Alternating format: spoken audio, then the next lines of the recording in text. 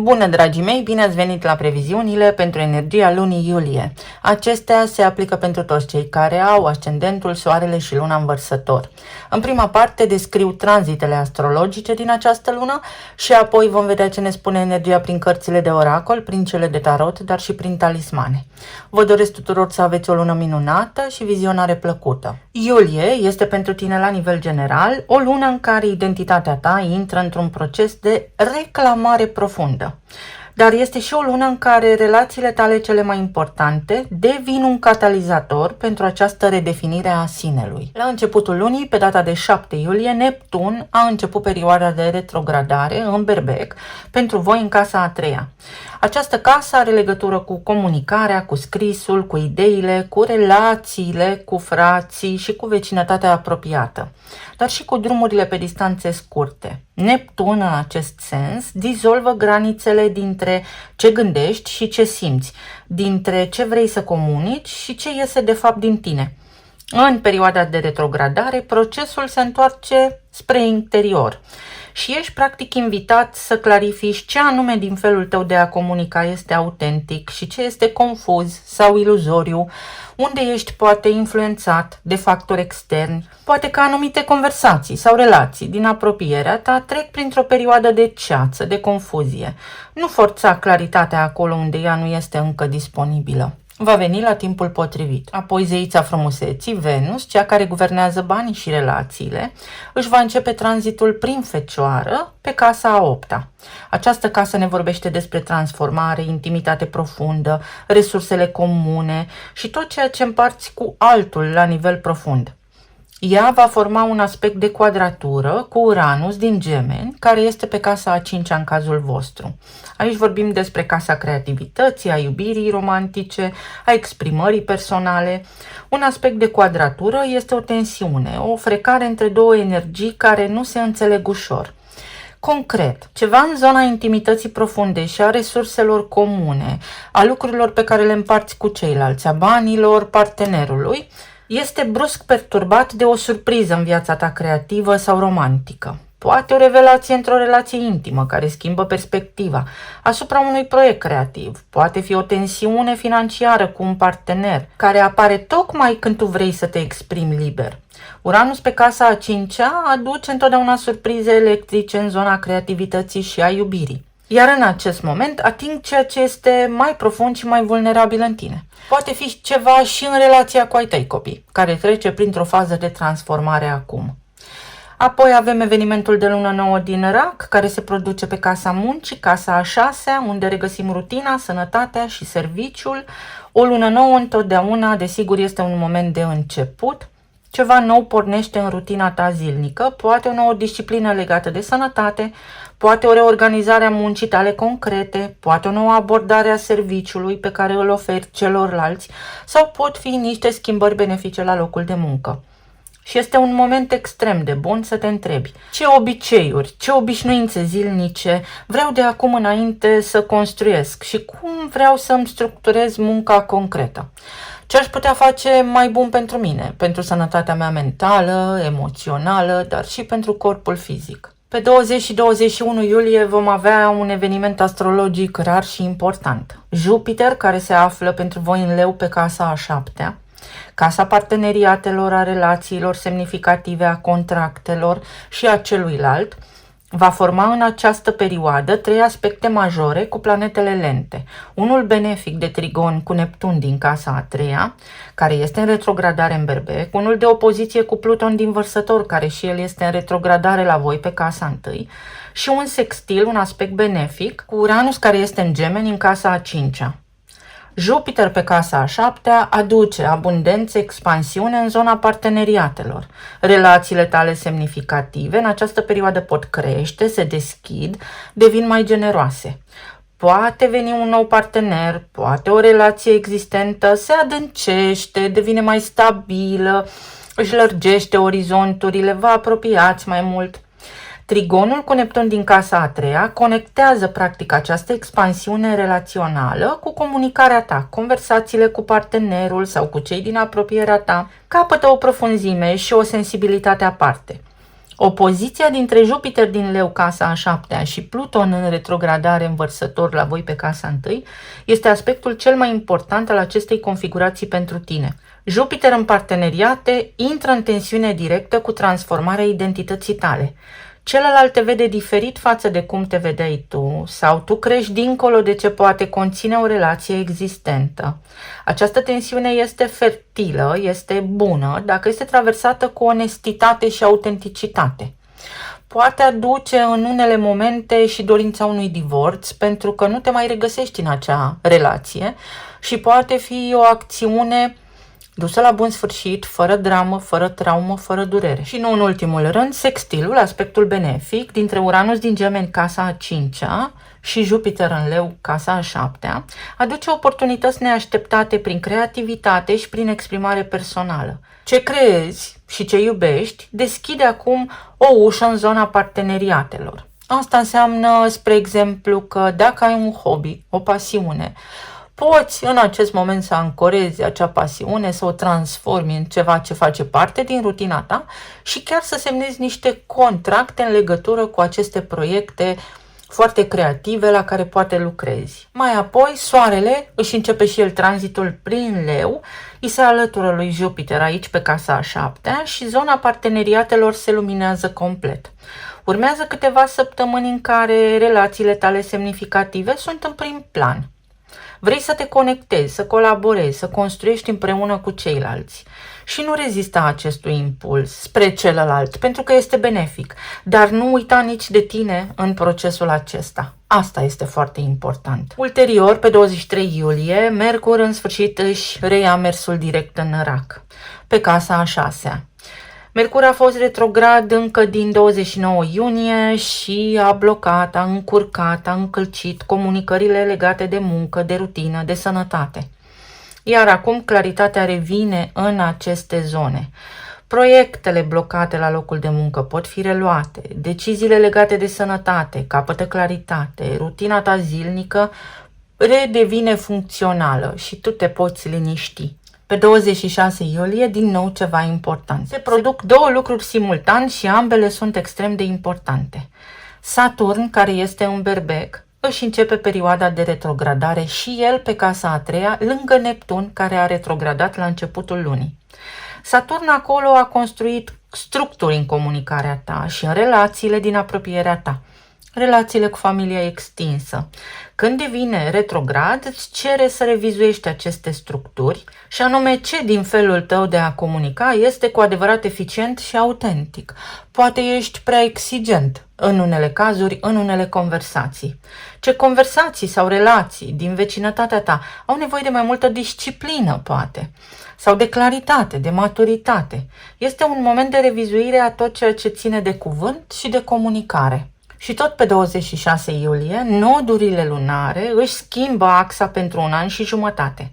Nodul nord intră în Vărsător pe casa 1, la voi în semnul vostru, iar nodul sud intră în Leu, în opoziție, pe casa a 7-a, a partenerilor. Nodurile nu sunt planete, sunt două puncte matematice care marchează direcția evolutivă a sufletului, atât individual cât și colectiv. Nodul sud ne arată ce lăsăm în urmă, nodul nord ne arată direcția pe care începem să construim. Iar pentru tine, nodul sud pe casa a 7-a înseamnă că tiparul vechi, al definirii sinelui prin celălalt, al construirii identității prin parteneriate și prin oglinda pe care o oferă relațiile semnificative din viața ta, este gata să fie eliberat. Asta nu înseamnă că relațiile tale nu contează. Ba din contră, contează profund, desigur. Doar că nu mai poți ști cine ești, doar uitându-te în ochii altcuiva. Iar nodul nord, pe casa 1 în Vărsător, îți arată direcția următorilor ani. Sinele, identitatea ta autonomă, prezența ta în lume ca individ complet și independent. De la a te defini prin celălalt, faci tranziția către a te cunoaște și a te afirma pe tine însuți sau însăți. Și nu în ultimul rând, pe 29 iulie, avem luna plină din Vărsător la voi pe casa 1, pe ascendentul tău, pe identitatea ta. O culminație profund personală, ceva despre Cine ești ajunge într-un punct de claritate sau de încheiere. Apare o schimbare. O versiune veche de-a ta se încheie și una nouă devine vizibilă. Este și prima lună plină pe această nouă axă nodală și are în ea energia unui prag, a unui început de capitol nou în relația ta cu propria identitate. Și în aceeași zi, Jupiter face o conjuncție exactă cu Soarele în Leu pe casa a 7-a, casa parteneriatelor, și este o zi extrem de norocoasă. Este practic una dintre cele mai generoase zile ale anului pentru tot ceea ce are legătură cu parteneriatele, cu relațiile semnificative și de colaborare. Paradoxul acestei zile este deliberat. Luna plină pe casa întâi îți cere să te găsești pe tine, în timp ce Jupiter pe casa a 7-a în conjuncție cu Soarele aduce abundență prin celălalt și ambele funcționează, sunt adevărate. Poți fi și tu de sine stătător independent, dar poți fi și într-o relație. Iulie este practic o lună în care te regăsești pe tine, nu în ciuda relațiilor tale, ci tocmai prin ceea ce se întâmplă în ele. Și cel mai mare dar al acestei luni este claritatea. Știi cine ești tu, independent de celălalt. Și din această claritate, orice relație devine mai reală și mai autentică. O lună fabuloasă pentru voi. Să vedem ce ne spune și oracolul acum. Este o lună de schimbare pentru toată lumea. O poțiune, puterea de a crea ceva de la zero. Cuvântul cheie aici este împuternicirea. Ai puterea să creezi ceva de la zero. Luna aceea plină pe casa întâi în Vărsător cu siguranță va scoate la suprafață o poftă de viață. Iar aici avem comunitate, cooperare și lucruri bune care se pot întâmpla în comunitate cooperând. Poate fi casa voastră organică, casa 11 în discuție, planuri noi de viitor, o poți lua de la început, practic. Poate fi și ceva legat de casa a 3-a, să te înscrii la niște cursuri, dar care durează puțin. Sau poate inclusiv faci niște materiale, creezi tu niște cursuri pe care ulterior să le distribui celorlalți. Iar aici avem creație, oportunitate și grija pentru tot și toate. Exact așa. Asta înseamnă că în această lună poți rezolva ceva ce are legătură cu familia extinsă, cu tine și cu ceilalți. Și o poți face într-o formă foarte autentică, fără ca vreunul dintre voi să aibă de suferit. Oh, ce frumos! Este un as de bâte aici și spune suport și încurajare. Ai un sistem de suport, ai o plasă de siguranță în jurul tău. Iar dacă până acum erai obișnuit, spre exemplu, să faci totul singur, începând cu această lună, îți poți da seama sau poți conștientiza sau apar în viața ta oameni reali pe care să te poți baza. Prieteni foarte buni sau un partener de viață dacă ești singur. Să vedem pe zona de relații, plan material și emoțional. Ce ne spune tarotul pentru luna iulie?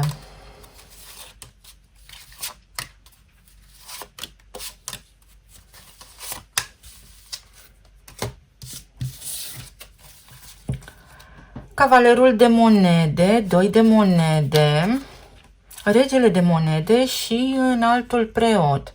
Excelent! Pentru unii dintre voi este o lună în care se schimbă semnificativ ceva în zona relațiilor. Pentru unii dintre voi pot fi parteneriate noi, contracte noi, clienți noi, un contract de muncă. Pentru alții dintre voi poate fi o cerere în căsătorie, poate fi ducerea la alt nivel al relației deja existente. Este ceva ce se creează și își găsește spațiul sau poate fi ceva ce devine stabil, legal, autentic. Înaltul preot aduce căsătorie și cu toate monedele aici vorbim despre decizii importante, despre cum să rămân în echilibru și eu, dar să fiu bine și în relația din care poate fac parte. Pentru alții dintre voi există o zi oarecare, există un moment în care luați o decizie de a face niște lucruri, o zi în care poate nu ești grăbit, o zi în care poate faci niște lucruri care fac parte din rutina ta pentru că ai responsabilități și atunci poți cunoaște pe cineva, poate părea o pură coincidență, dar nu este chiar așa întâmplător precum pare. Este cineva menit să vină și să rămână. O destinație, nu doar o gară. Foarte bună energia. În alte cazuri, pentru aceia dintre voi care până acum ați avut, spre exemplu, provocări cu resursele împărțite cu ceilalți sau partenerii voștri de viață, dacă au avut provocări cu banii, la locul de muncă, dacă ați fost puțin strâmtorați, dacă a fost nevoie să reduceți cheltuielile. Aceste lucruri intră în echilibru începând cu luna iulie, se pot rezolva, partenerul vostru de viață își poate găsi un loc de muncă sau își poate reveni din punct de vedere financiar. Faetonul progres, casa a 7-a, racul, casa a 6-a și casa a 7-a. Poate fi inclusiv un nou loc de muncă. Uite, o schimbare în rutină. Înainte, mergi înainte, nu te uita înapoi. Asta spune luna pentru tine.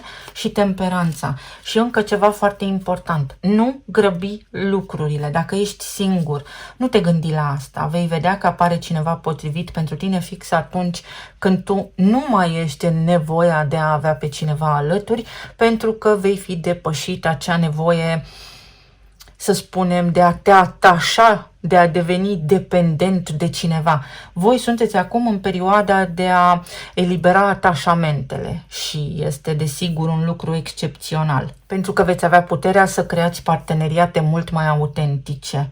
În altă ordine de idei, este o lună în care se echilibrează relația deja existentă, veți vedea cu siguranță progres în acest sens, partenerii voștri de viață sau poate voi, ceva se echilibrează, este dai și primești într-un mod, să spunem, echitabil. Toată lumea contribuie deopotrivă, nici în plus, nici în minus. Sau este o lună în care ce dai, aia primești.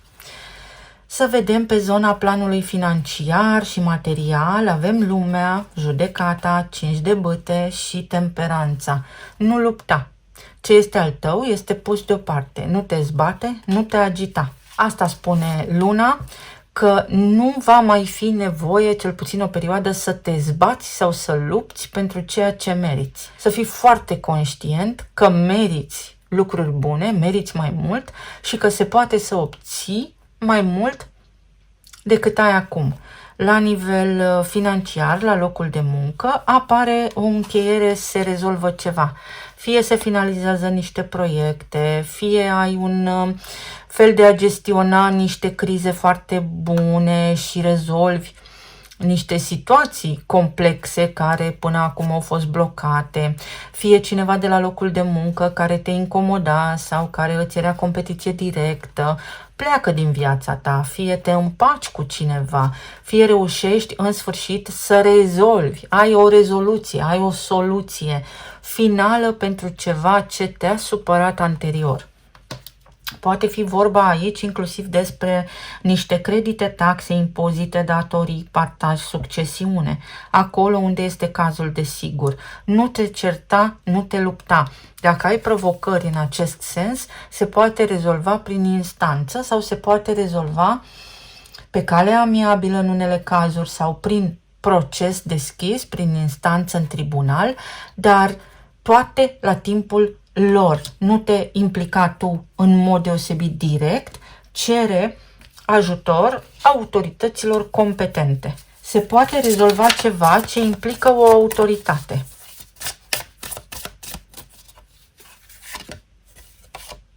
Patru de spade și se așterne liniștea.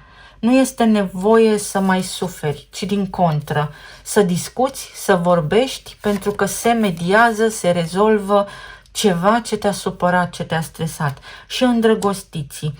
Armonie, bani, poate fi ceva legat de familia ta, lucruri care acum se rezolvă sau, așa cum am spus, pe zona de relații, dacă ați avut provocări financiare, acum vă liniștiți pentru că o puteți lua de la zero, reușiți ceva, apare o soluție la acele provocări pe care le-ați tot avut de-a lungul timpului. În alte cazuri, poate fi o persoană pe care să o cunoașteți prin intermediul activității pe care o faceți voi în rutina voastră, o anume activitate. Poate fi o activitate sportivă pentru unii dintre voi, iar pentru alții dintre voi, la nivel personal, financiar, este o lună în care să vă puneți întrebarea cât merit, cu cât sunt plătit și cât primesc de fapt. Mai departe, pe zona emoțională, pajul de bâte, 6 de cupe, pajul de monede și justiția. Poate fi o împăcare, în unele cazuri, cu cineva. Pentru alții dintre voi să știți că este fix în opoziție, pentru că voi aveți în acest moment foarte activă pe axa identității opoziția dintre Jupiter în Leu pe casa a 7-a și Pluton în Vărsător pe casa 1, iar asta poate indica în unele cazuri divorț acolo unde aveți și copii, cu stabilire de domiciliu la unul dintre voi, cu partaj, cu tutelă și așa mai departe, și veți vedea că lucrurile până la urmă se lămuresc și va fi așa cum este mai bine pentru toată lumea. Nu trebuie să vă zbateți pentru că se rezolvă. Se rezolvă ceva. Pentru alții dintre voi este un răspuns final în sfârșit. Este o claritate deplină asupra unei teme importante din viața voastră. Poate pentru unii dintre voi este vestea că se naște un copil, pentru alții dintre voi, fiecare dintre voi, voi și cineva drag vouă, o persoană de interes, puteți face acum un prim pas, pentru că este fix momentul potrivit pentru asta. La nivel de sănătate, să aveți grijă la colon și la ce mâncați și tot ce implică colonul. O perioadă de transformare. Ceva se schimbă pentru ca tu să ajungi în echilibru. Să poate ți revii emoțional începând cu această lună și găsești așa o doză de liniște nebănuită, mă scuzați, e Mercur retrograd și puterea. Pluto și Jupiter. Cât de interesant să se alinieze. Pe axa identității. Poate fi o căsnicie, să știți. O căsătorie. Niște lucruri bune care se reiau acum. Niște discuții care se reiau. Ceva legat de niște acte, de o moștenire. Ceva ce este legal sau ceva ce are legătură cu casa voastră. Semnați documentele pentru o nouă locuință. Vindeți o locuință. Să vedem.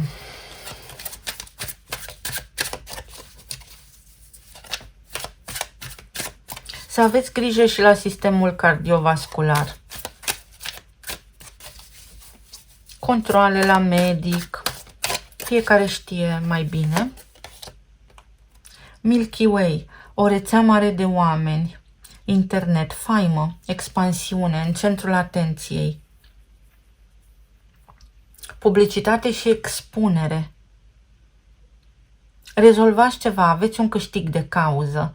Este o lună foarte publică, foarte vizibilă. Voi veți fi foarte vizibili. Poate pentru unii dintre voi mesajul acesta este important.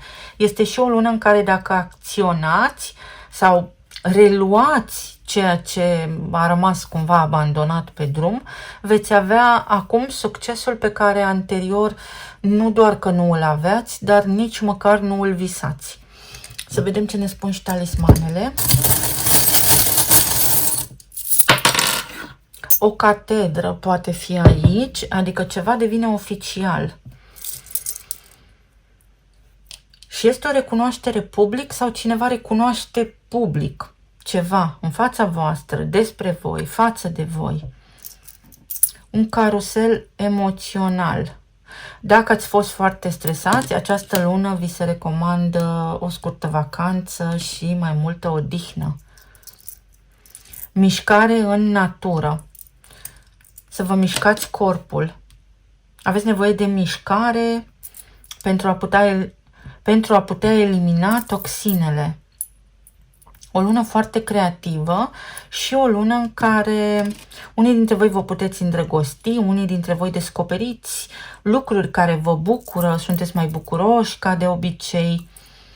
Uite, Saturn și Neptun care retrogradează în casa a treia și asta are legătură cu frații, familia extinsă, cu comunitatea, cu vecinii, cu cartierul în care locuiți, cu niște cursuri, cu niște elevi. Toate aceste lucruri își pot reveni. Uite și Vărsătorul. Neptun se va întâlni în acel aspect important și cu Pluton, și cu Jupiter, și cu Uranus. Pe parcursul acestei luni avem un aspect astrologic complex, care se întâmplă rar și care schimbă o direcție și are legătură și cu identitatea ta, felul în care gândești, cu mentalitatea ta, felul în care vorbești și tot ceea ce transmiți tu acum îți schimbă identitatea. Este o schimbare de identitate, un nou titlu, o nouă titulatură. Spre exemplu, dacă până acum aveai un loc de muncă project manager și acum publici o carte, vei deveni și autor de carte. Și are legătură cu tranzitele. Cuvintele tale te pot vindeca. Gândurile tale în această lună te pot vindeca. Sănătatea ta este în mâinile tale. Vulnerabilitatea de a accepta niște lucruri așa cum sunt și puterea de a lăsa timpul să treacă, dar nu în zadar, ci de a înțelege că lucrurile bune au nevoie de timp pentru a căpăta contur și formă în viața voastră. Rezultatele muncii voastre nu vor întârzia să apară. Un prieten foarte bun, o colaborare foarte bună, un partener de încredere sau parteneriate corecte din care veți putea extrage și niște roade, niște beneficii. Din nou, ideea de loialitate din partea cuiva. Uranus în Gemeni, atunci când va face aspectul de quadratură cu Venus, care își începe tranzitul prin Fecioară, având în vedere că ambele semne sunt guvernate de Mercur, s-ar putea să vă limpeziți voi mintea și să vă convingeți de ceva anume. În alte cazuri, poate fi o surpriză, să vă dați seama că nu erați în locul potrivit, că nu aveați pista corectă, dar fix asta să vă liniștească. Balanța. Poate aveți legătură cu o balanță sau poate fi vorba din nou despre Venus în Fecioară, despre un bilanț contabil, despre niște taxe pe care le puteți recupera sau despre niște bani pe care îi puteți recupera acum. Inițialele sunt L, B, H și X. Poate fi pentru unii dintre voi ceva ce are legătură cu aparatul digestiv și cu modul în care mâncați. Poate ar fi interesant de văzut dacă nu cumva ar trebui să eliminați una dintre mesele principale ale zilei, să rămâneți cu 2 mese pe timpul verii pentru a vă purifica puțin organismul. Este ca și când Pluton acum pe casa întâi, pe ascendent în Vărsător, cere mai puțină materie, mai mult spirit, adică o remodelare corporală, să mâncați ceea ce este bun pentru corpul vostru și nu de toate. Uite, să slăbiți o măsură, să scădeți 1-2 măsuri la haine. Poate fi extrem de benefic. Pentru alții dintre voi este ceva aici legat de o investiție, poate ați investit în bursă, în criptomonede, în fel și fel de fonduri, de conturi de economii și poate ar trebui să reevaluați puțin acele investiții făcute pentru a vedea dacă randamentul este bun sau este doar o iluzie, faptul că ați investit. Iar pentru alții dintre voi este un cântec de leagăn, ceva ce vă liniștește. O lună extrem de bună în care liniștea voastră, emoțiile voastre se liniștesc, lucrurile își revin puțin la normal. Eu vă mulțumesc foarte mult, vă doresc să aveți o lună minunată, să fiți bine, sănătoși și iubiți și să ne auzim cu bine și data viitoare. Pa, pa!